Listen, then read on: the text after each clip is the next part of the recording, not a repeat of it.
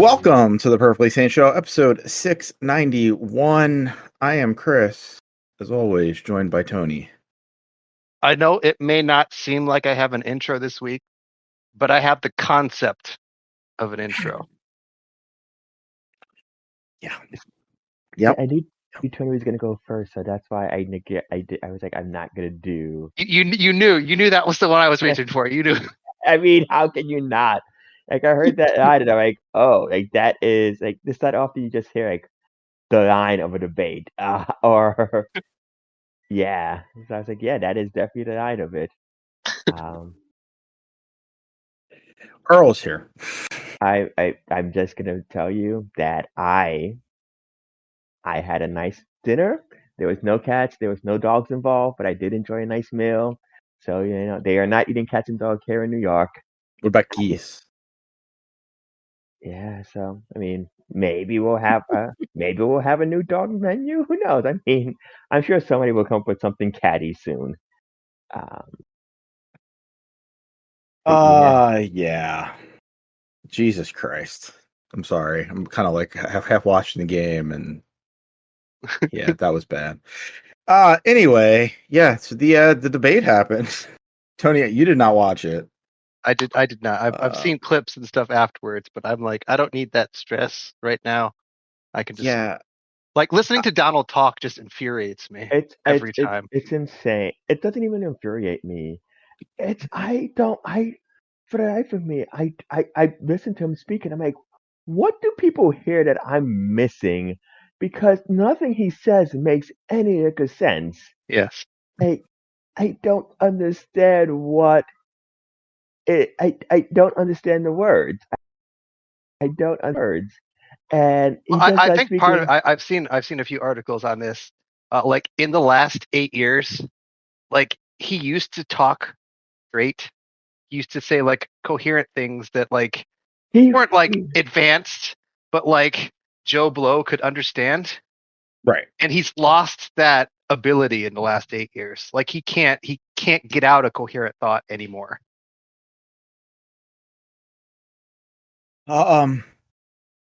Yeah. I mean, I was not going to watch the debate. I was going to be like you, Tony. I don't need to watch this. My kids wanted to watch it, and so I ended up like I'm just going to watch a little bit of it. Then I'll go downstairs. Because they announced there were supposed to be 2 commercial breaks. I think there were eventually. It just took like an hour to get to the first one, and it went off the rails almost immediately. She came out for a handshake. Well, they both came out, and she just went up to him to handshake, and like from there, he was just like he had a scowl on his face immediately. It was wild. And then she baited him with, I think it's like 30 minutes in. That, I mean, I'm sure his team did what they could, but he is who he is. But yeah. I'm like, I can't imagine like you got baited with something everybody knew she was going to go for, and like it was hook, line, and sinker. You say something about his crowd size, and that's end game. And I'm like, yep. Everybody knew she was going to say something. You would think, my crowd, go see. It's an easy stand up for him. Yes, I also recommend you go check out my rallies. And you're done. You're good. But no, it broke him. Yeah. Yeah, he went, like, he was already a little, like, I mean, he's always a little off. But at that moment, it was just like, he went from off to absolutely insane. Because I think he followed up the whole crowd size thing. That was immediately when he started talking about that was the dogs and cats. Speech.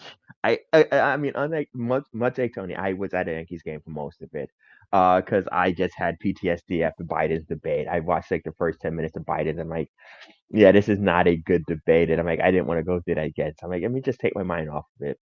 But I was following along at home, and I followed along at the game, and then I got home for like half an hour. But like again, I was like paying attention to it on Twitter and like friends, like group messages, and people were sending me stuff, and I'm like, okay, it wasn't until I started watching like reactions where I realized like, all of that, like they're eating dogs and cats, came in the same speech about his crowd size, and that's what it's like a stream of consciousness. Like I don't know, I don't even remember what the original question was. Was it about? No, it wasn't healthcare. Um, was it? Wow. Yeah, I'm not even sure because yeah, I don't remember. Like, that was one thing that, like, I mean, it's a complaint you could lobby against both of them, is that they didn't directly answer a lot of the questions. Like, That's how politicians debate, Yeah. though. They never actually answer to questions directly. Yeah, and that's when people said that, I'm like, yeah, that's you kind of expect it. Like I'm not going in expecting any of them to answer the questions. But you again, you what you do is you start and then you pivot to a specific talking point, not Right. about people eating dogs and cats. which was how Harris handled it, right? She would like, sidestep the question that was asked and then like deliver some policy details that Yes. she has that are like tangentially related to what the question was talking about. Right. But she doesn't have to like actually answer, the yes or no question that was asked to her. Yeah, I mean, a Right. good example of that, I think there was a question about the Afghani withdrawal. Yes. And that was, I mean, I think coming into the debate, that was seen as like one of her weak points. A lot of people talk about that. Okay, so, and I forget what she did, but she said something which baited him into a completely different tangent. Because what would happen then in a traditional debate would be she would say that, and then they would respond to the moderator like, "Would you want to offer rebuttal?" But he changed the subject, and I think everybody lost track of the fact that that's what they were talking about. Yep. So instead of the point getting hammered home about this withdrawal being awful, it's completely forgotten because Trump hasn't mentioned it. Yes, exactly. Because there was like a stats that came out afterwards that like he spoke more and he spoke longer, and it's like, okay, that could be a positive if he was using it in a way that was beneficial to him, which he, surprising to nobody, was not. Yeah. No, he called the leader of the Taliban Abdul in one of those like extra speaking times where he's like, I talked with Abdul, who is Abdul. He did the whole cats and dogs things in a rebuttal piece. He he had a lot. He was referencing like I can't even remember the name of the right wing extreme guy that he referenced that Victor I had Orban. never heard of before. Victor Orban. I just know it because it's been repeated so much. It's like the one person you got to say, oh, because I think that's when she was saying that world, you just think you're a disgrace. Yes. And so he like carts out the Hungarian prime minister that's a strong man and nobody like really respects. Um that's the guy. Like, oops. Yeah. Like, I mean, I don't know. He likes those guys that are like, they build up his ego, but she did exactly what they do to him. Like, he's so easily manipulated. Yeah, which is what actually saddened me if we go back like 8 years to Hillary's debate, where she never really went after him. Like she tried to be above all of his crap. Harris was able to get under his skin in a way that Hillary never did. Yes, and I think that it was a combination of those two things. Is like because I think, and this is the sad state of American politics. I don't even think it's American politics, but is that Hillary? Like so many people, I think it was very much like she was trying to bait him on merits. Like I'm gonna sit here and actually talk to you about what I want to talk to you about. Biden tried to attack not in 2020, and like you got some great moments out of that, but then what happens is like, oh, so and so comes off as so aggressive, and both sides are like fiery and angry, so you just end up with this like, oh, both sides are bad. She found the middle ground where she got to talk policy. She got to bait him to make him seem crazy, So she came out looking at roses. He came out like an old man, just like blathering on about anything that came to his mind. Didn't get to hammer her on anything really. And yeah, so she came out looking like roses. And now he kind like this again, the sad thing is gonna be 50-50. But he doesn't have a leg to stand on. Like debate, almost everybody with intelligence said that she won. Yeah. Um Even Fox said that she won, which is hilarious. Yes. So like the first thing she did is like, yeah, we should do another one. He's like, oh no, like, for your prize fighting, you don't, like, oh, you was ask for a rematch. So it's like he looks bad because like everybody's saying she won. She's out there saying like, let's do it again, and he's like, no, I won. So I don't have to do it again. Nobody else believes that except for him and his flock of people who clearly are into eating cats and dogs or think that's what people are doing. So yeah. That and killing babies after they're born. That was Yes. Which the moderator called him out on. I thought it sounded like the debate was moderated very well. Like it wouldn't just let him stand up there and make shit up. Yeah, and I kind of like, and they were like, oh, they didn't do that to Harris, but like she like moderately lied once, like, and it was just like she kind of just got some dates mixed up. Like that was what the fact checked on her was. Like they didn't call her on that because they don't have that, right? Like they don't have details, but you can easily go like there are no laws that allow babies to be murdered after they're born. We've already contacted the city where the cat thing supposedly took place. They said it didn't. Like those are easily verifiable. Yeah, and I hate the fact. Again, I mean it's his people, but I hate the fact that moderate because to your point, that they kind of let them go. It was just the extreme. I think those are the two main times. Yeah. When they did it, where like the fact that if moderators correct people, that's not attacking. Like don't sit here and have this guy high about stuff that's easily provable. Right, because if you let him say it and like she doesn't get to rebut it or anything, Or like why? Or I think really, Tua is dead. Yes, it is. Tua just tried to throw his throwing shoulder into the defender for extra yardage, and is now doing the concussion thing with his fingers. Yeah, cool. Oh no. Which he's had problems with in the past. But yeah, yeah, and I think again with the mod, I think they did help her because like she does not have to. Because I mean, what was it? 2 minutes, and a 1 minute rebuttal. She didn't have to waste her time rebutting, like going into like how, like yes, the moderators were like, yes, this is not true. Let's move on. And again, it's like it's so bad. And of course, somebody's gonna be like, yes, there is no. I don't think. I mean, the baby one is easy, disprovable. Yeah. But the dog and cat one is now going to get, I assume, a bunch of right wingers trying to find. Like they'll find one story. It's like you see, it happens. It happens. My favorite part about that, though, and I want to see if I can get this correct. Somebody posted on Facebook that their neighbors. What was it? It was like their neighbors' daughters' friends. Yes.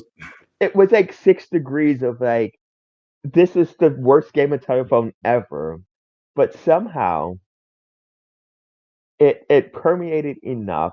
And this is something I did not get about his presidency, and I don't get now, and I don't get why he does not get called out more often. He was the president of the United States for 4 years. I assume he still gets. I mean, he probably still has access to a lot of intelligence. How is it that nobody? Like he said, he saw it on TV. You could call people in the Pentagon. You could call people in all departments. You have people working for you who can verify. You could call the state government. I saw it on TV, so it must be true. Yep, exactly. Like he seemed like the crazy old guy that you deal with. Like, well, I saw it on TV. Like, no, Grandpa. Like that wasn't accurate. That was an episode of the X-Files. It wasn't. Exactly. I remember. It used to be that the Onion would publish like actual physical newspapers. Mhm. So one of my friends had one sitting on his kitchen table, and it had some like right-wing extreme headline on the top. And his dad came to visit, and it's like, you see that? You see what's happening in this world? And my friend is like, that's the Onion. Because he was acting like it was real. It's a satirical. Yes. It's like a satirical newspaper, Dad. Like, calm down. But that's kind of like they see that stuff and they can't like, and I think this is actually a big educational issue, is that people don't know how to, lots of people don't know how to obtain facts for themselves or fact check on their own, but they quote unquote do their own research and Yeah. come up with all this stupid stuff. I honestly hate Well, that is one of my least favorite. I mean, I think part of it was the pandemic, but everybody doing their own research, and I'm like, oh, you're a scientist now. Tell me about this process. What did you do? Because the thing is, and I guess we'll get to Taylor Swift as soon. Like, but she also said that, and when people say, because here's the thing about doing your own research. Here's the thing about Google, or you're already biased if you're Googling something because you have to start with a phrase. So you starting with your viewpoint and trying to work backwards. So like if you Google is the vaccine dangerous, what is going to spit out tends to be articles that are disputing if it is or is not dangerous. Instead of being like what's in it. Or like trying to like, again, the scientific method, finding the question and then figuring out the solution. This is like you have a solution, you're trying to figure out the what makes it true. yes. Yes. So yeah, the debate went. It went well for one side, really bad for the other, which is how we would like it to have gone. So I don't think any of us are upset with the outcome there. And Earl, you mentioned it. I think it was like very briefly after the debate. Taylor Swift dropped an Instagram post endorsing Harris. So everybody who I guess was wondering if she was going to do that, she has done it. And last night she was on the VMA stage telling people to register to vote. So, and I will give her that. I will give her that much. And again, I have no problem with her. I mean, I'm not like some people. I mean, there are people who love her and there's people who hate her. I'm yeah, kind of mostly indifferent to her. I mean, but yes, I think one of the most important things is getting people to register to vote. And I mean, I think what was it within like hours of her posting that they said something like close to 400,000 people went to like the vote.gov site or something like that. So again, you know, as much as I don't want to, okay, I'm gonna say don't vote for Trump, but like yes, be engaged, vote. I would also tell people to um we're a video game podcast. We're not gonna talk about politics all the time, but like also vote in off years, not just midterms. oh yeah, Right. definitely. Those I are the mean, ones that this is important, right? Like we don't want Trump in charge, but like your local elections and Your school board, like yes, those all people that who are stuff. banning books from your school, like Yep. you get to vote for them, and a lot of times those people are elected by like by like 5 50 people. votes. Like it's a very small number of people. Yeah, and those are because I always hate like yes, we're in New York, you're in DC. Well, I guess technically Chris does his vote does matter. Yes, Chris, you better vote. Don't vote more than Uh, once because we don't want you to get arrested. But nudge, nudge, wink, wink. But Do what you yes, can. like as a New Yorker, you often hear your vote don't matter, and like in the presidential thing, the grand scheme is it probably doesn't like. But we still vote for Congress members, we still vote for the Senate. But more importantly, like I mean, I'm sure some of it has permeated through mainstream. Look at what our mayor police commissioner is resigning because apparently they're running like a secret protection racket. And it's like, yeah, people voted for that mayor. So you gotta even though he was an idiot before he was elected, and I still don't understand why he has support. But yeah, vote on those things. There's some positions that, like, listen, I don't know what they do either, but like, like comptroller, it's supreme, some of your justices, not the Supreme Court, but some of the court justices, vote on them because we see what happens sometimes when people don't, they overturn a lot. So yeah, vote constantly. I Right? understand some. Even lower levels, like you got like here we have like ANC commissioners who like decide if like that nightclub that had 7 shootings last year gets to keep their license. Like those positions matter. Yeah. So yes, go vote. And I feel I speak for everyone here, but we would like you to vote for Harris Yes, please if vote you for do Harris. vote. Oh, if you're not voting for Harris, then perhaps this time you could pass on voting. That would be okay. Yes, I mean that would be fine. Like, Also, and I'm going to contradict myself as I don't vote for Joe Stein. Please don't vote for Joe Stein. I get it. The civic duty. I understand the notion of wanting third parties, and I think this country does need a strong third party. It's never going to be the president. right. It has to be. It has to be what we just talked about. Those local elections. You want a Yeah. third party to permeate. They need to take over in local elections, move up to state elections, and then you could do national. I mean, Yeah. that's where Bernie came from. Yeah. Saying to the Bernie bros, like he was a third party guy in Vermont for the longest time. I mean, technically, he still is. He's an independent. But yeah, like Jill Stein she's gonna garner like 1% of the vote. You're just wasting your vote. Like she's specifically Jill Stein because she's nothing but a grifter. You don't see her any more than every 4 years. Yep. And I don't know what she does in those 4 years because I had this conversation with friends today. The Green Party has no elected officials on any level in this country right now. Not in Senate, not in Congress, not governorship, not stateship. There's literally 0 people in any noticeable 0 seats in Senate, 0 seats in House, 0 governorships, 0 in state upper chambers, 0 in state lower chambers, 0 in territorial governorship. Yeah, nobody. And she's been running for president for I think what 12 years? I know she ran in 2020 and 2016. I think she ran in 2012. But yeah, she doesn't do anything. Okay, even workshop this out with me. Heaven forbid, she somehow I don't know, somehow she miraculously wins. She has no alliance. She has no party. Yeah. I mean, it sucks when the Democrats in office and they have like a House GOP and vice versa.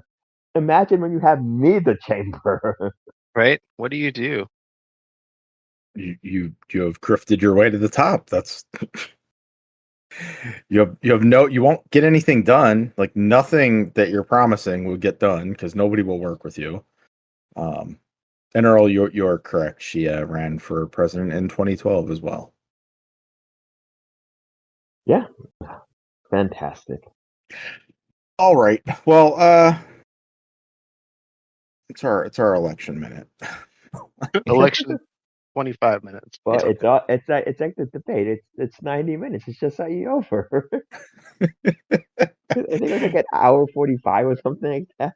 Yeah, it like when they took the second commercial break, they were already at 90 minutes, I think. Yeah. So yeah, as Earl said though, we generally talk about video games here. And eventually. Yeah. Well, I will say this much to transition. Yeah. The debate was good news for Sony because Sony was getting torn to shred earlier that day on Tuesday. For I mean, calling a spade, what is essentially just a money grab or gifting your high end consumers because I mean, it's a terrible way to start this conversation, but I don't know what the PlayStation 5 Pro exists for. I honestly don't. I'm not sure. I felt Earl. We watched it together, like through chat, and I feel very similar to you. You were like, maybe I'm just old and I don't see the difference, but yeah, that's kind of how I felt as well. Like they're showing these side by sides, and it's like, okay, there's an extra blade of grass there. It's one of those things where I'm trying to find the nicest way to say this. It's those things where people look at it in video games and like blown away, and I'm like, do you ever actually pay attention to that stuff in real life? Like, is Yeah. anybody ever out there being like, this grass texture is not great? The Digital Foundry guys, that's it, and that's their That's- job. Yes. I will say, and again, I'm just gonna pick on people in this segment, I guess. It was so funny because there was a lot of people being like, I can't wait until the Digital Foundry guys get on in them this. I want them to really break it down for me. I'm like, what are they breaking down for you? You have two eyes. Like, Right. it's one of those things where, and again, I had people respond to me being like, it's really hard to see on like a computer monitor. I'm like, that's not on me. This is the avenue they're presenting it to. Yeah. Hey, and you're trying. The only thing it shows me is like a PlayStation 5 games already look really damn good. Maybe they can look better. I don't know if they do. Based off of what I saw, I don't. I just again, maybe they just picked the wrong things, or maybe it's a combination. But I was like looking at the side by sides, and I'm like, I don't know which one I'm supposed to be looking at. That's different. It was very much like those what are those games in bar where like you like here's two images, find the differences. Like when they were showing Ratchet and Clank, it's like, okay, so all right, I see there's like an extra blade of like a little extra patch of grass there, and over here, like it's a little more detail. But like, But are you noticing that when you're playing? yes, and that's that. Oh god, it's stuff like that where because what people will do is they'll take a screenshot or they'll take a GIF, and it's like, yeah, yes, of course you're gonna see something if you. They do this with movies too, as you're gonna see it if you repeat it constantly. But when you're in the moment, I literally do not pause a video game to be like, oh man, look at that grass, like that wind is just like blowing it perfectly, and it's casting. I don't pay attention to shadows in video games. Give me those blocky shadows. As long as I can like the only time I care about shadows really are in platformers where it in 3D platformers where it can help kind of Trying to let find where you. to land. Yes. Or like if you're in a stealth game and you're like hiding in the shadows. Yes. That's the But other than that, like, oh man, look at how this sun reflects the I'm like, I don't care. Like I have fun with my shadow when I'm outside. If it's like like you sometimes try to, yes, like a kid. But like in a video game, I'm like, I don't care. Oh man, this car has ray tracing. I'm not gonna be driving me. Oh man, the light reflects off the back of the car. Oh my gosh, that's amazing. Like that's like it seems like that's really fun for like 2 minutes, not even, and then you move on. Yeah, I mean, I think I've definitely done. I think Tony, you've done it too. Like a game like Ghost of Tsushima, like yeah. there are spots where like you come up on a cliffside and like you look over and the water's crashing underneath and like just like very artistic looking and like something that's like pretty and But that sounds more like a moment. yeah. Yeah. Oh yeah. Yes, versus like people being like, "Oh man, like look at this individual creator." I don't know why I keep on bringing up grass. A lot of people bring up grass and water. I think Grass are and the two water. Those are the two and shadows. Those are the three. We've covered all three. yes. When people bring that stuff up, Maybe lighting. We didn't but I guess shadows. I mean, again, because the big buzzword, and honestly, I will say, I think I stopped buzzwords after polygons, and that was like 20 years ago. Ray tracing, everybody's always talking about ray tracing. I'm like, I still don't really know what it is. I mean, it's like how you reflect off of certain objects and stuff like that. And I'm just like, Yeah. I don't understand what it adds to the game for you. It's the Well, also same. the standard PS5 is supposed to be capable of that. So why do I need to get this other thing? Well, here's the Yeah. other thing that drives me nuts is because like so much of this generation, leading into this generation, I should say, was so much of like, oh, developers are finally going to be able to do 60 frames per second and 4K for everything, and I'm like, they were capable of doing that last gen as well. It's never going to one or the other is going to be the priority, not both. Yeah.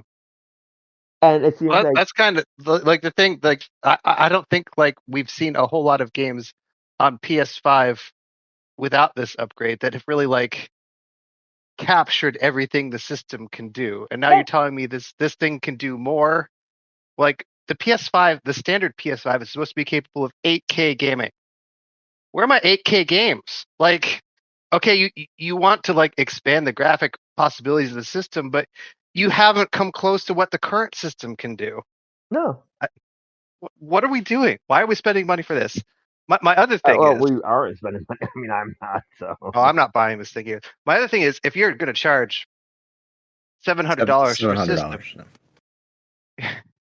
at It this should come with point, the disk drive. well, I mean, I was gonna say that we gotta get into that too. but also you are so close to being able to buy like an actual gaming PC Yeah. So that like, can do all of this stuff where the games are infinitely cheaper, mhm. where you're not kind of locked into this one ecosystem.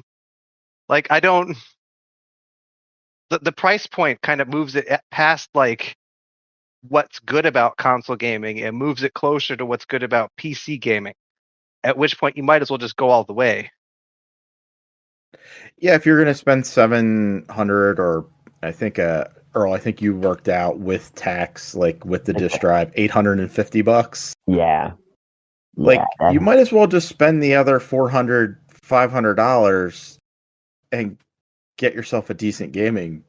Like, I mean, maybe it's not the best gaming PC, but it's gonna be pretty damn good. Like a $1,300 system. Okay, but okay, and just right because I had this thought in my head and I want to get it out. Yeah. It also drove me nuts.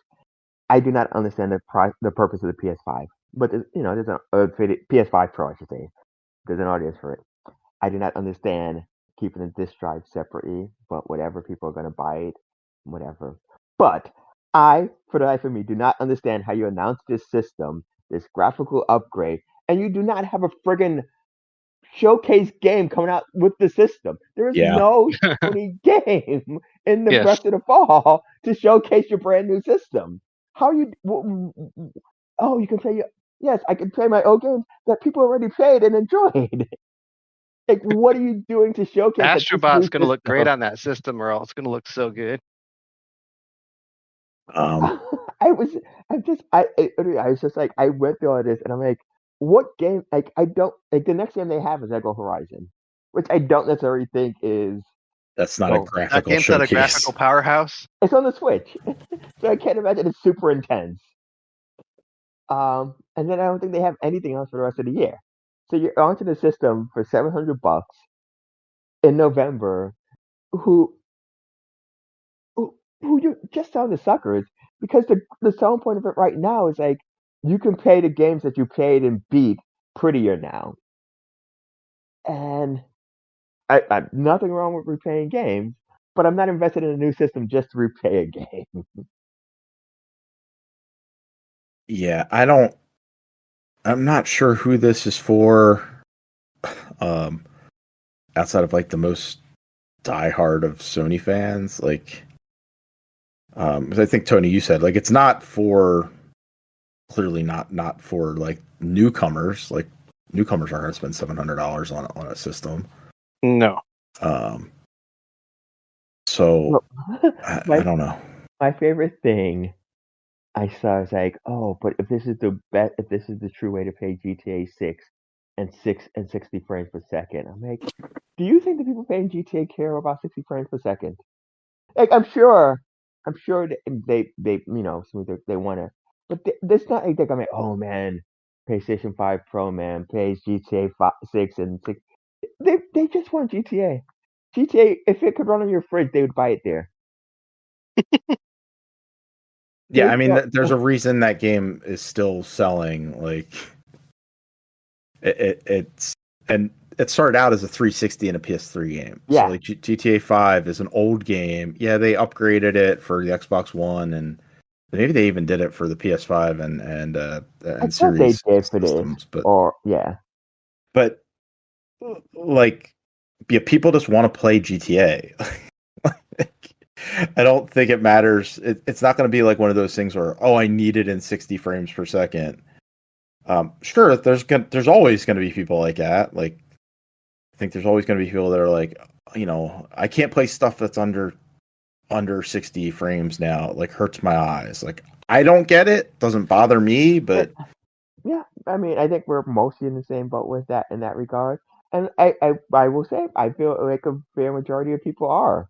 I think there is a contingency of game developers who, they want to do the best, but I do think sometimes they cater to that group a bit too much. Because again, I always point out to people the best-selling games, the most popular games of all time. Fortnite is not like it's 60 frames per second, but it's not necessarily a graphic. It's not a hooker. Like I'm not gonna be the update. Unreal Engine 5 upgrade was nice, but it's still like a pretty basic game. Minecraft it's very stylized, but I would not call it a very intense game. I mean, part of the reason of its appeal is it can fade on anything. I always go back to Wii Sport. The best-selling console of this current era is the Switch, which is by far the weakest of the three major consoles. yep.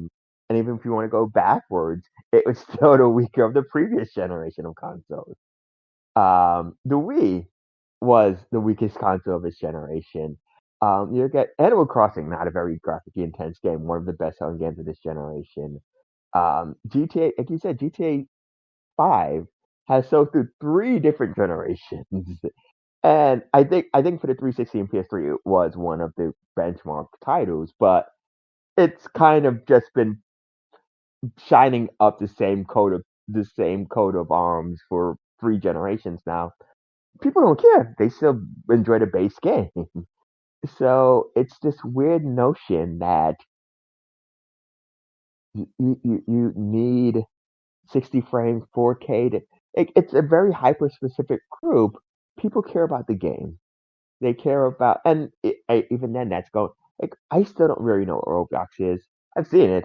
That is not a very intense game, or games, or network, or system, whatever how they want to call it. Yeah, this is very much for a very specific group of people that they're just grabbing more money from that already have PS5s. I was surprised that somebody floated a number that the PS4 adoption rate was like 14%. Yeah. Of them. Like, so I can't imagine, and that came in roughly at the price of the PS4, and they lowered the PS4 price when that came out. And I think part This of is it, coming in higher. I was gonna say, I think part of it too is that near the end, I think they started to bundle it a lot more. Because this isn't. I mean, I could be wrong. This isn't $100 more. This is $200 more. Yes, That is a huge jump.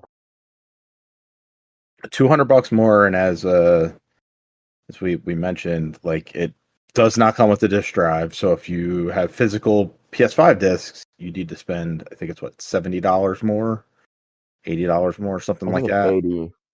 Assuming you can find one after they've all been purchased. Well, Right. again, I think a lot The of people black are buying market. them to scalp it, which is again, I'm hoping personally, like this is like a Wii U situation where there's a bunch of scalpers who take up this stuff, and then you realize like there's not a market for it. Yeah.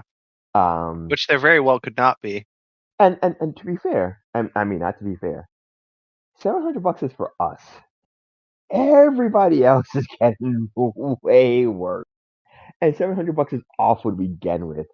I think Canada is the equivalent of like $850. I think Japan is like the equivalent of like $925 or something like that. And it's like there's certain things that look weird, and I think in Canada it's close to $1,000, and I think in Japan it's over 110 euros. And like, yeah, there starts to be numbers where it's like, this is ridiculous. And I'm very curious to see how this all does. Yeah, I mean, I think that first shipment probably will sell out. Sony probably doesn't make a lot of them either, and so you'll probably have people scalping them for $1,500, $2,000, like they were with the original one. But then I think it's going to drop off real quick. Because I don't think people are going to pay that for it. Like $2,000, if you're spending $2,000 on the PS5 Pro, you might as well have just got yourself like an Alienware laptop. Yep. Yeah, I'm also very curious to see because it's coming out in November, and I'm assuming most of them usually do a bundle around the holidays. Like if you like, they kind of put themselves in a weird position. That if you bundle the core PS5 with like Spider-Man or I don't know, yeah, Spider-Man 2 I think is a good one right now or something like that. For like 550, and then you have this other thing for 7. Like it's such a like it's not like the PS5 and the PS5 digital are what, $50 a piece? I think so, something around there. That like, you can finesse. Okay, I'm just gonna spend the 50 and get a disk drive to future proof myself or something like that. $200. That's like 3 games I could get with the system that already works and plays these same games. Yep. If it's a PC, you get even more. Yeah, just imagine like you get a PC and you hit that winter Steam sale, the holiday sale. You can load yourself up for quite some time.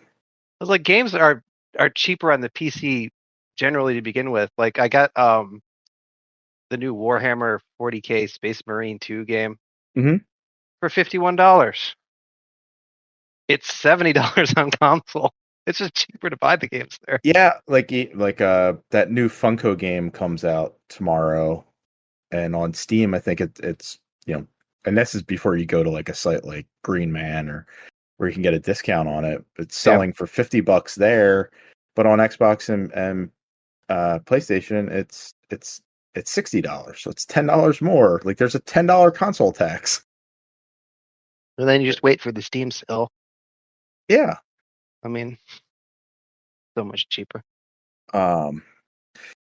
Well, I guess we'll find out. So I think, is it November that it comes out? Yeah, Think of a date? November 6th Yeah. or something. Yeah. I'm sure it will sell out. There's plenty of people who have bought into the brand. Again, I think the launch will sell out. It's more what happens month 2, month 3. Yeah. Oh yeah, you'll be able like if you look at like February, you'll be able to just pick one up at Target or whatever. Do have a question for you guys on this. Do you think that this pricing is an early indicator of where the next generation of machines is going to be pricing at? I think this is a test run. I mean, I was wrong before. I mean, I think $500 is like the upper limits of what people are willing to pay.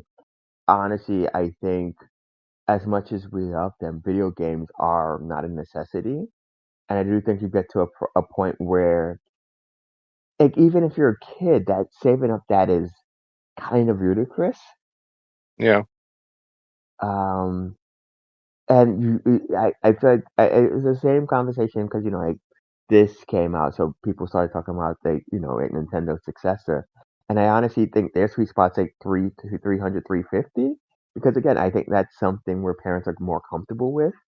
And again, it's not just but like yeah, I mean, it's a very different beast right now. But like three of us, we are we're adults. We all have full-time jobs. I don't think any of us are poor. Um, and we're all like, oh, we don't want to like yes for what it is. But I'm also like, I don't want to spend $700 on a system. Hell, I don't want to spend $500 on a system, which is part of the reason I don't have a PS5 Right. yet. And I do think you get to a point where you can only squeeze so much blood from a stone. Like again, there will be people who buy it because people, but I do think at some point you start to constrict the industry where it's just going to make the people who are diehard into this. And I mean, to be fair, the industry hasn't really grown in the last 3 generations. If you No. exclude mobile and like, I know you can, but like if you exclude mobile, the console space has roughly been, I would say, about, and it's a decent number. But if you assume like everybody who's bought a system has been unique, it has really topped out around like 250 million people worldwide. Um, and even that might be high. Yeah, because there's probably a lot of people like, you Double own multiple dipping, systems. yeah. Tony and I own multiple systems. Jeff owns multiple systems. Like, we play on a bunch of stuff, so it's not just a 1-to-1. Yeah, I wonder, and like, are there also diminishing returns on like these generations? Like, I don't feel that the games have Justified this generation. I mean, like, they look better. They like, the But hard drives themselves make I them think play better. I think there's a point where it looks better or you go so far Yeah, for the normal consumer. I but think they don't look that much better either, Yeah, right? Like, yeah. I for me personally, like the best part about this current console generation is the fact that the games just load so much faster. Yeah, That's the only real thing that I've been like, oh, that's awesome. I love that. There's Yep. nothing, literally not another thing I can think of. The only other thing I would think of is and it's kind of 50-50 depending on the game is fast resume. And it's kind of sad that we kind of come full circle because like Nintendo Genesis, if you put those games in, they fade right away. Yeah. And now it's like, oh yeah, my game. But like, the trade off to that is like I get a new game. It's like it's gonna be half an hour before I can actually play this damn thing. Yeah. So it's yeah, but like yes, I saw somebody talk like fast resume is probably the biggest advantage of this generation, and that's not saying a ton. Yeah. I That's do. not a lot. That's not to say like I'm not paying $700 more to get what even faster resume. Like I don't. well, What is right, and the next step? like Tony, you mentioned the speed, the load times. Yeah. Like yes, they are significantly better, and like going from 45 seconds to like 5 or 10 seconds is a huge jump. But is it like really that? Does it really matter? I mean, that it much? makes games like when I'm been playing back through The Witcher 3 and like getting through the loading screens and that or like loading up the game initially took forever before, and it's really nice to get through it really fast now. Like that's a great quality of life thing, and it means like I mean, what it really means is if I sit down to play a game for 2 hours, You can play for I'm most getting of like 20 more minutes of gameplay out of that time player, which is great. That is awesome. That is a wonderful thing. Does it look better than it did before? Probably. I haven't seen it side by side. I don't know. I can't really tell. It looks how you remember it, right? Looks like The Witcher. All right. Well, we go. We'll see. I do hope that the lessons out of the PS5 Pro are that we don't want to pay $700 for a new system. Not for like incremental improvement. I don't want to pay. As Earl said, he doesn't want to pay $700. He doesn't want to pay $500. I don't think any of us want to pay $700 for incremental computer. It better do something really cool. And but this one doesn't even take discs. I'm putting my disc in and nothing's happening because there's nowhere to put it. My disc is a coaster now. There were some fancy buzzwords that they mentioned, but I don't know what they mean. So they mean buy my system. You don't know why, but buy it. $700 is a lot of games. Like that's 10 games on the system, which I'm not sure there are 10 games on the PS5 that I need right now. So, and because again, and Jeff. I mean, I think you paid, but Jeff isn't here. Because I've heard nothing but great things about Astro Bot. So I've been kind of in the market, looking around for a PlayStation 5 or figuring out some options. And my friend's like, "Oh, what are you gonna get?" I'm like, "Yeah, I'll get Astro Bot. I'll get Spider-Man." And you're like stuck. And I was like, Ratchet's really good. but Horizon's pretty good. But Horizon's on PS4, right? Yes. Like Horizon and God, and I mean I could get them for that, but I'm like, I do still have a PS4. Like God of War Ragnarok. I'm like, oh, but I'm like there are, and then like almost a lot of the multi-platform games I do have. Like I mean, they have the Final Fantasies, but I feel like those aren't as big of a deal. I mean, as they used to be anyhow. But I sat there and I'm like, wait, what would I actually get for this thing? And it's nothing against necessarily Sony. It's just like I am currently in this generation because I have an X, and Game Pass does out of the heavy lifting for me in regards to keeping up with new releases. And I'm like, what would I what is I what and this is not a Sony thing. Like, what is actually out there that I'm like, oh, I've been dying to play this. And I was like Astro Bot and Spider Man. I'm like, my rule of thumb tends to be I need at least 5 games on a system before I pick it up. And I just could not think of like I could force myself. I would get EDF6, but I can't think of anything else. That's fair. I mean, I'm sure they're like Wolverine will come out at some point, and you'll hit 5 at some point. Yeah, Maybe in time for the PS6. Yeah, maybe when the PS6 comes out, then you can pick up the PS5 on like a deep discount. Yeah, I mean they are going to start offering the refurb PS5 for 400. I'm really tempted by that. The other thing I'm kind of tempted by is like finding a sucker who wants to get the PS5 Pro but already has a PS5. Because I can do more than like the GameStop 250, but that's in Sony's 400 refurb. If you can get me like 300, 350, I'm kind of in that ballpark with you. So, if anybody is looking to jump to the PS5 Pro, ignore all the stuff we just said and talk to Earl. That's what. Yes. Have hook Earl up with the PS5 so he can play Astro Bot, which is really good. We'll save a lot of it for when Jeff returns. I have finished the first world of so the way Astro Bot is set up is there are like these galaxies that you go into, and in the galaxy there are different worlds you can go to. And so I finished the first one completely. I've gotten all the you like find little bots and in each of the levels, and that's kind of like in some games like you need keys or something, like you need like 12 keys and you can go to the next level. Like that's what you need here. You need a certain amount of bots to open up the boss area, and then a certain amount of bots will allow you to open up the next area of the next galaxy or whatever. So there's bots that you can collect. There are puzzle pieces, and the puzzle pieces then like build stuff on the planet that you've crash landed on. And then there are these like warp it's like warp zones basically that take you to what's called the Lost Galaxy, and that has a bunch of like harder planets on it. So I've done the first world, the first galaxy completely, 100% of it, gotten all the bots, all the puzzle pieces, all the Lost Galaxy planets. And it's really, really good.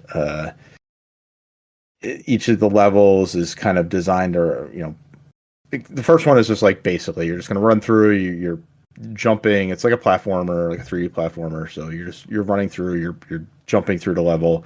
But then as you progress through the different levels, like you'll get like power-ups that are only for that level. So in one, you get this like little rocket pack, and it can go through glass. So there's like a little boss thing at the end that you kind of utilize that for. The level I just used, you get a monkey backpack, and the monkey has like these long arms, and it allows you to swing on things, or like you can ground pound with it. And so the puzzles and the platforming are designed around those like special power-ups that you get that are just for that level. It's like super it's like super video game history focused, where like you're going around and some of the bots are, you'll find like a Ratchet and Clank bot or a Crash Bandicoot bot. I think I just So found Monster a Hunter had Spyro. some bots. Yeah, like there's Just don't Yeah. find a Days Gone one because I haven't yet, but it might be there. I think there's 300 bots in the entire game, so there's a lot to find. And then there's like this hub world too, and on that hub world, you use the bots kind of like Pikmin. It's like, oh, you need 25 here, and if you whistle for them, they all come over, and like, it could be that you need the 25 to create a bridge. Like they'll all just climb on top of each other and then fall over and gripping. So it's like they're just a actual bot bridge, and you just cross it that way. Or sometimes they like do it so like they create a ladder, or you need 10 of them to help you pick up this rock because there's like something underneath that. So there's like a bunch of different like cool items in there, and it's just super cheery, super colorful. It's like really fun. The boss fights are neat. If you find certain things in the world, you'll unlock like these little one-off planets that are just like little challenge areas that have like one bot to rescue in there. But the challenge is like could rely on who that bot is. So I think the one bot was like, it was in this retro world, so it was like an older like video game type bot thing. It's really neat. It plays really great. It's super fun. I am just playing like a level or two a day, and going through and like 100%ing each of the level. But I don't want to burn through it like super quick, because I'm just having a lot of fun with it. And Jeff said that he also thinks it is great. So we'll see. I've heard nothing but good things about it. The funny thing is, and I could be wrong, I assume these are the Lost Galaxies you were talking about, is like everything I've seen posted on Twitter very much seems like somebody was a huge fan of Super Mario Sunshine. Those special stages that you didn't have, like you didn't have field, and you just kind of had these random ass floating things in space. Mm-hmm. Because like a lot of the stuff people post are just like that, or like a lot of it is like you're jumping like PlayStation symbols and stuff like that, and it's really fun. It's really cool, super cute, super adorbs. Um, the one thing I will say, and again, I don't want to be a negative Nancy, is people savor video games. Like this came out on Thursday, Yeah. and by Saturday, people are like, "Oh, I'm finishing. I platinum the game already." I'm like, it's been like a day and a half. Like I know it's not a long game. Yeah, like Well, that's the kind middle of the week. Like yeah. maybe go to work and I don't know. Yes. But, yeah, there were several people I knew who were like, yeah, I platinumed it all. I got it 100%. I'm like, that's great, but it's also like, it's been 2 days. Like, see your kids, touch grass, Go to sleep at night. do something. Yeah. I that is something that I've kind of taken on the last few months. Like I in previous lives, I would like get a game and play it as quick as possible, and now it's like it's kind of like if I'm enjoying it, I just kind of want to like keep it around for a while. So like I don't need to play it for 8 hours straight. A couple levels here and there, half hour, maybe an hour of Astro Bot is good for me, and I'll have more of it tomorrow. Like I don't need to play it all right away. Yeah, and again, it's very ironic based on what I was saying earlier, but it's also one of the things that this is why you end up in a situation where some people are like, okay, this is that what's next, because it's like you get a game that you've been looking forward to for years and years, you finish it in a weekend, and then you just like, I'm ready for the next thing. It's like, no, you don't. Video games are, like, you can take your time. It's not a race. It's not like it's not Netflix. You're not gonna get spoiled because like somebody watched it all at 3 a.m. and post them. Yeah, enjoy it. Take your time. Relax. Do stuff in between it. Yeah, go like as you said, go outside, visit with your family. maybe watch a movie, like TV show, just something else. Read a book. Hey, listen, It- listen. Go on a show, talk to your friends about it. Enjoy. Like, I feel like, I mean, this is again, we're doing a podcast, but I also feel like that's also. I think social media took over. I don't talk about video games with people as much in person anymore. They used to be like we would talk all the time in college and high school. Again, it was different then. But like, yeah, like talk to people, have them share their stories. Maybe play with a friend. So you are forced to play like once a month because that's the only time you can get people together. the Earl method. Well, so that's Astro Bot. We'll talk more about that when Jeff returns. He is further in it than me, but I don't think much further. I think he's just like I think he's finished the galaxy ahead of me, and from what I can gather, there's like 5 main galaxies and then the Lost Galaxy. So he's a little bit ahead of me, but he's not like blowing through it. So we'll talk more about that in the coming weeks. Tony, you bought Space Marine 2, but have not yet played it. Right. We'll talk about that at a later date as well. Earl, did you play anything this week? Yes. The theme of this week was cozy. So I was good. Like I said before we started recording, I was going to give Jeff some props because he had talked up Dungeons of Hindenburg Yep. before. So like it was on Game Pass, and he kept on saying stuff. And like I downloaded it a few weeks ago. I was like, let me just try to start this today. And honestly, I find it very quaint and very cozy right now. It is very much a it's so fascinating. Because it's an RPG or of sorts, but it's trying to get like a modern aesthetic, and I kind of like that it's going for something that is modern while still being very classic. It is. I mean, again, I've already done the first 3 dungeons. I think there's 25. I mean, the game says there's 25. There's probably more hidden ones. Uh, Um. no.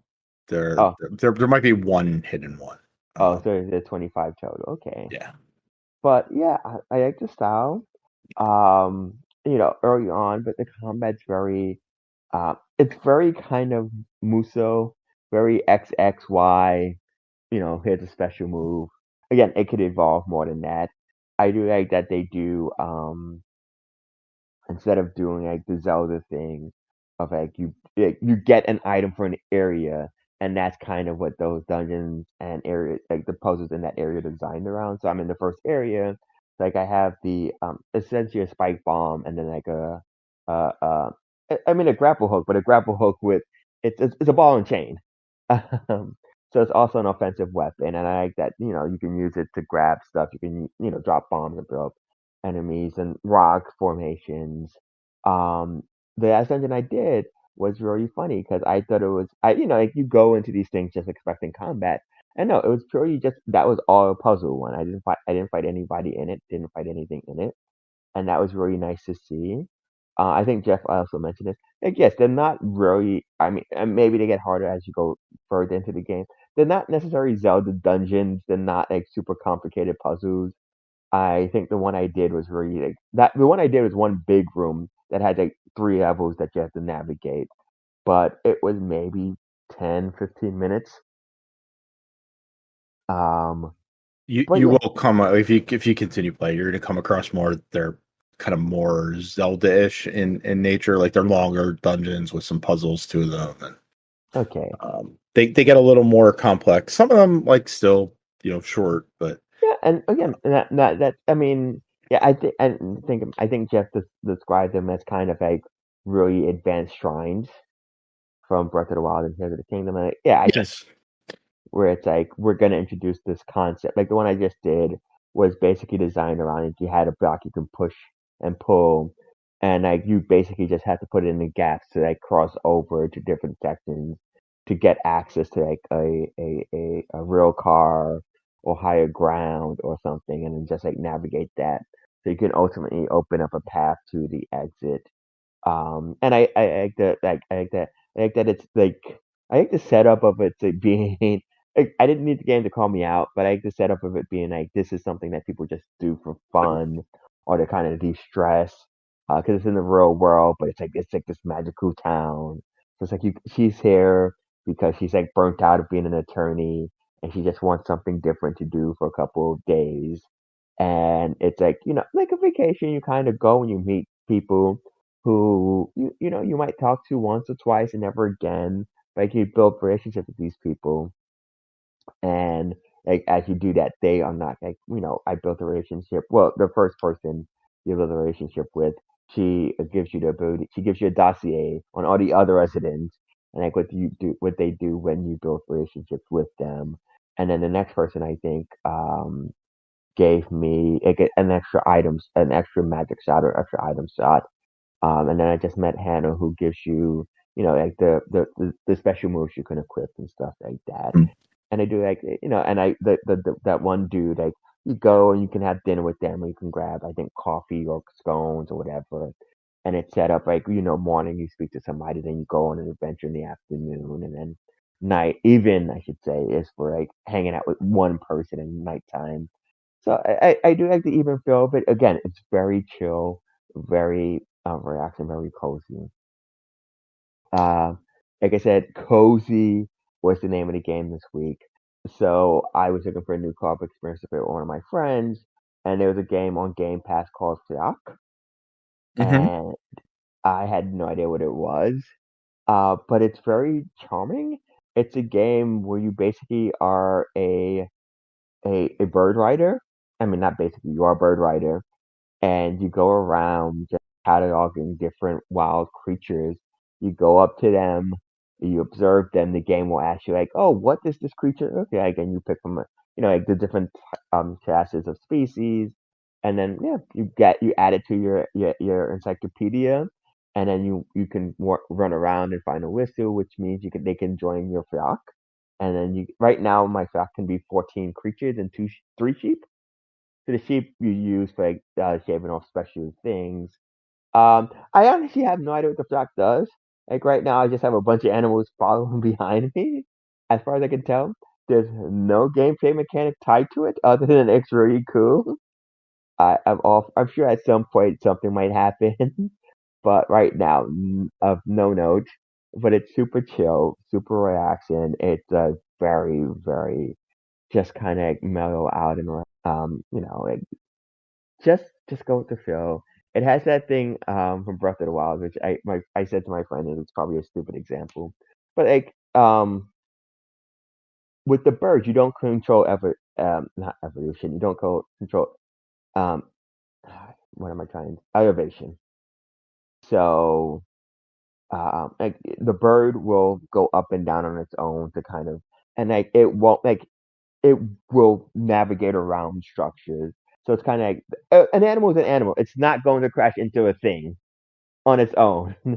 So like you basically just control moving it back and forth and like zipping along. And it's just so charming. It's so cute. Um, again, I play for like 2 hours. I don't really know the purpose of the game. Sometimes you don't need a purpose. It's just really nice to go collect animals. All right. And that's on Game Pass, you said? Yeah. Nice. Tony, did you end up playing anything this week? I played more Age of Mythology Retold. Mm-hmm. I made it through the first. So there's the is it Rise of the Trident or Fall of the Trident? I can't remember. It's one of the two. The main campaign in the game, it's got 3 portions: a Greek portion, an Egyptian portion, and a Norse portion. I made it all the way through the Greek part. Um, the one thing I will say is the game purports to have 50 missions. Okay. In the course of 4 hours, I played through 12. They Wow. were really fast. um, and it probably would have gone faster had I not done the thing that I'm sure if you played RTS games, you've done this yourself, where you like build up your forces and then attack your objective with overwhelming force. Yes. Because there were a couple times I did that, and then I was like, I'm pretty sure I could have just like hellmel rushed it and won. So I started doing that in the next couple and to zoomed right through them. So I'm assuming the rest of the campaign will go very fast. It's like you can just Zerg rush your way to the end. Yeah, which is kind of unfortunate and kind of sad. Like, Yeah. Age of Empires, Age of Mythology also always had those missions where you would not have to worry about the base building. Like it would like a story based thing where you would like, take this small force and like meet people and maybe run into guys who joined you along the way. And there's a bunch of those missions too, which I find kind of fun. And they kind of work the stuff into it, like with the god powers and that kind of thing, which I'm really enjoying. The god powers are fun. So if you're not well versed in Age of Mythology, so when you it has that same mechanic that you have in the Age of Empires game where you build up to the next era. Like you build the right buildings and you can then move up to the next era. Every time you do that, you can choose a new like patron god, which will bless you with a power you can use, like maybe a lightning strike, or some of the gods let you like produce food really quickly, or there's one that lets you like raise this thing that surrounds it with animals that will come from the wilderness, and then you can kill them and eat them. So some of the powers are more like you can heal everybody in this area, which can be really super useful if you're like attacking a base and all your guys are starting to like get close to death, and then just heal them and instantly they're all like full health again. Or like holy armor that you can give them so that they don't die as quickly. That stuff is all super cool. But every time you age up, you get to choose a god who gives you one of those powers, and they also give you like a special unit that you can raise. Okay. And some of the units are super cool.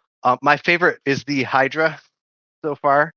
The Hydra is cool because when you recruit it, it has one head, and as it does damage to the enemy, it gets more heads.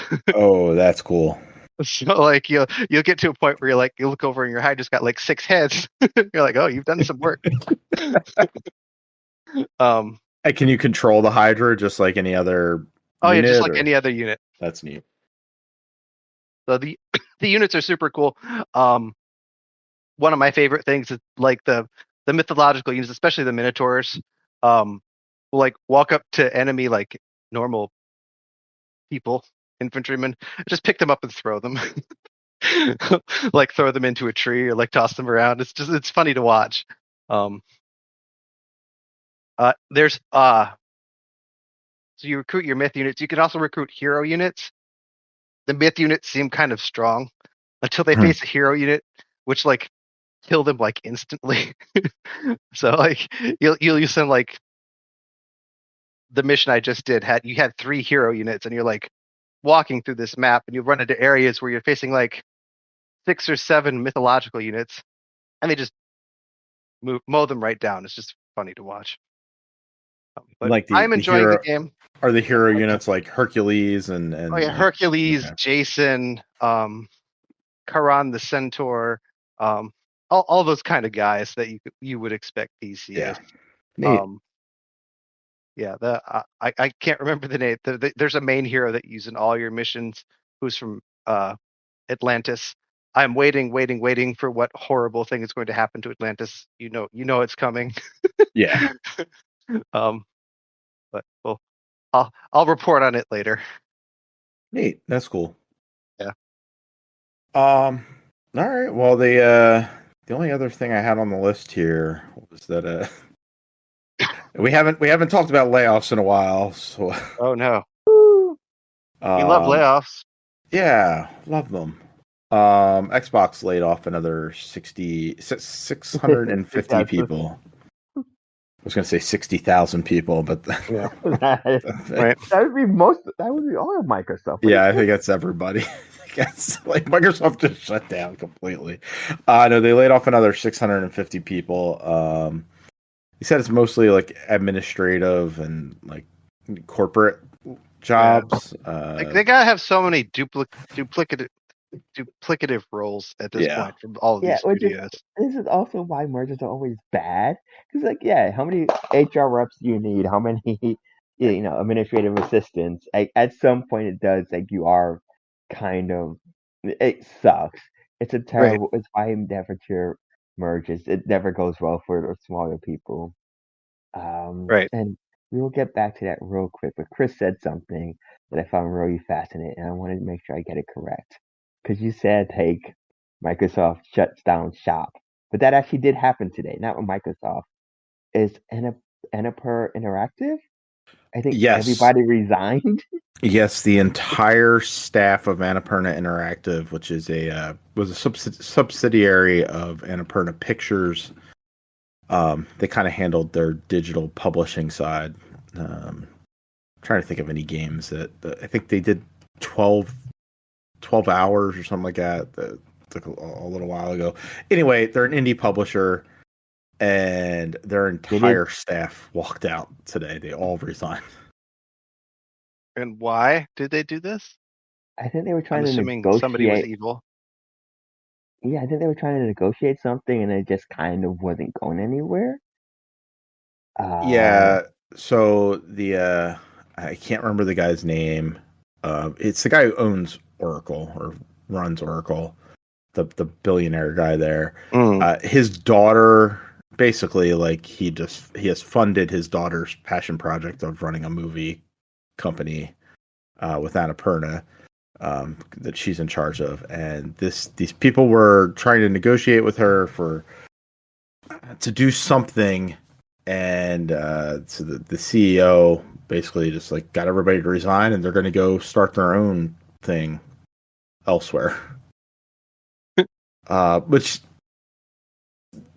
I mean, that's all fascinating. That an entire staff just picked up and left the entire publisher. But I do think it comes into a little bit of focus because I think it was yesterday or the day before. Remedy announced they had just signed Annapurna to make Control 2. It seems that they have signed with Annapurna Pictures. Annapurna is going to fund Control 2, and in their end of it is that they get to make movies and TV shows and stuff based on Remedy properties. So this won't affect that, but yeah, some weird shit's going on over at Annapurna.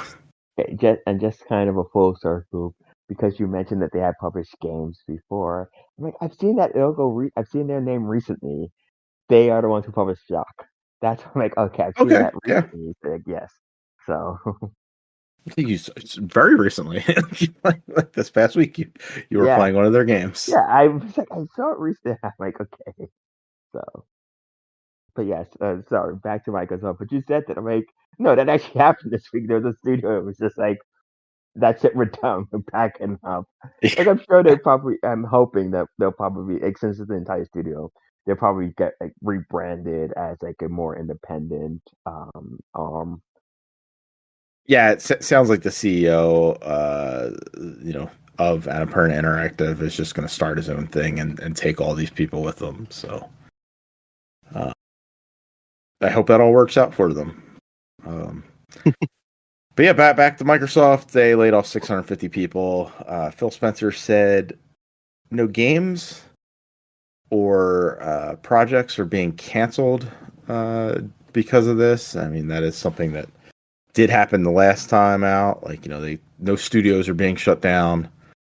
The last round of layoffs they did. But still, 650 people now out of the video game industry, just adding to that massive number that had already passed the 2023 number by June, I think. So more sad layoffs. I don't know. You guys have anything else for? Did you see anything else this week? Yes, I actually do have something real quick. It's not. I mean, I guess it could have been in the what you've been paying section. I did end up watching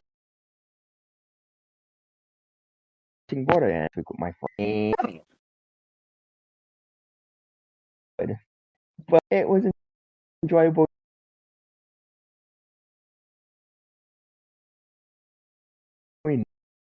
enough for what I was going to add. Those you can't get anything enjoyable. And yes, it does not really take this. Like it takes the spirit of the game. The games are, but yeah, it is weird. Like there's not a ton. Like they try with weapons, but it's like, oh, this weapon like revolve, instead it spins sideways or something, or it how it reels is it flips in. Like, but that wasn't anything great or super. And Trap was annoying, which is also true of the games. I guess that is true to That's the accurate surface. to the games. That's- Yeah. Goes without saying.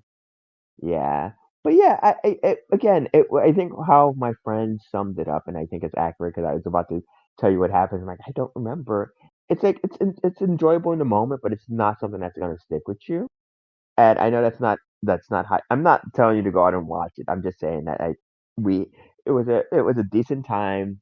We we only had one drinking brew, I think, which came out a ton, which is anytime they said hunt vault. And they say Vault a lot. Yeah, they say Vault Hunter all the time. Vault, you're trying to get into the vault. Oh, you're a vault hunter trying to get into the vault. There's nothing in the vault. We don't know what's in the vault. Like, yes, it was a lot of drinking. The other thing I will say, and I did not look this up, but I hope it's if not, it's very spot on. Guy who does the vending machine at a spot in the movie. If they did not get him in the movie, they got somebody who does a really damn good impression of him. So, Like the guy with the Western accent.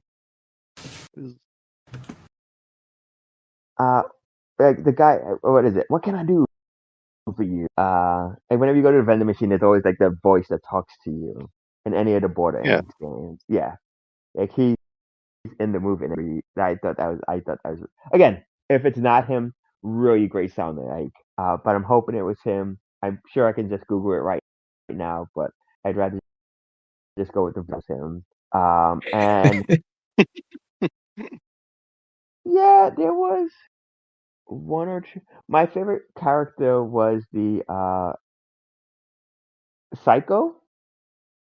Oh yeah, yeah. Yeah, he was a ton of fun. Yeah, I just felt if you miscast it again, you can go with it. Yeah, if you have friends around, or when it actually comes to a streaming service that you don't have to pay for, yeah, grab a couple of drinks, enjoy yourself. Yeah, I don't think it's the nightmarish train wreck that some people Yeah, were trying. Like it's not good, but just go have fun with it. It's fine. Or don't watch it. That's yeah, also fine. But yeah. It don't. It exists in that weird nexus of video game movies where, and again, I actually think this is a good movie, but like Tomb Raider, not Tomb Raider, yeah, Tomb Raider. which Not one? the Tomb Raider, because the other one is like Lara Croft Tomb Raider or something like that. The Hmm. Tomb Raider movie 2018. Where Yeah, the I think most it's a recent good one. movie. I think it's a good movie, but it is kind of mostly forgettable. Again, I think most people forget it exists. Mhm. I would also kind of put the 2021 Mortal Kombat movie in that same boat. Uh, so because like the first one is just cast such a huge shadow. The other one is decent. Like yes, I think people's problem is legit. Like it's weird that your main character is somebody for a world vast with story and characters that you one create a brand new character for this movie, and two have a You movie never have called the Mortal tournament. Kombat that has a tournament.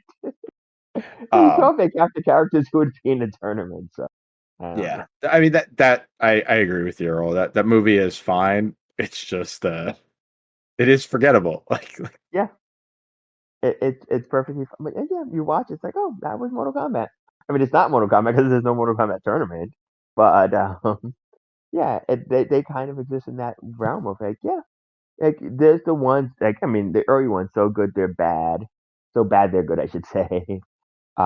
Then there's like the Resident Evil I think has its own little category, and then there's the new resurgence of like actually enjoyable like Sonic and Mario.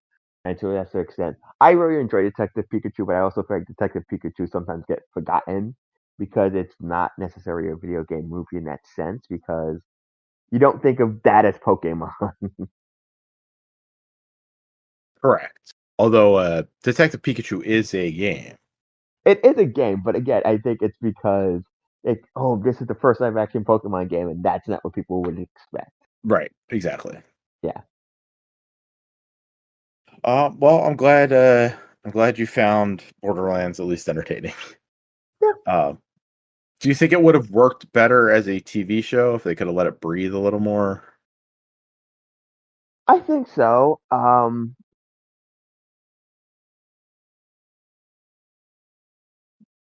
I mean, you're clearly Because not going to get that cast, but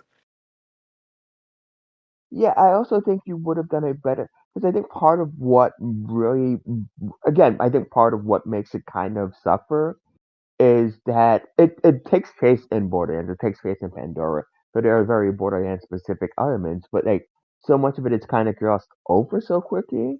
Like there was a part early on in you've seen the movie. yes.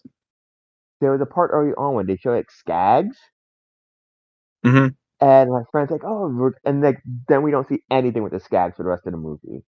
And I'm like, okay, that would be really great. Like, if you had time to like have an episode, like you could have an episode focused on like getting out to the wasteland for the first time and the dangers that exhibits, and like get in the car at the end of that episode, and then having the next episode like be a car chase or something like that, and you can kind of build up different things and introduce the various factions.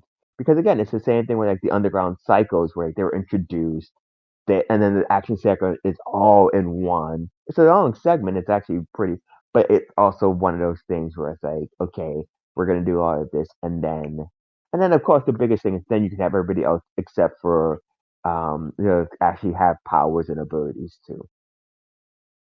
Yeah.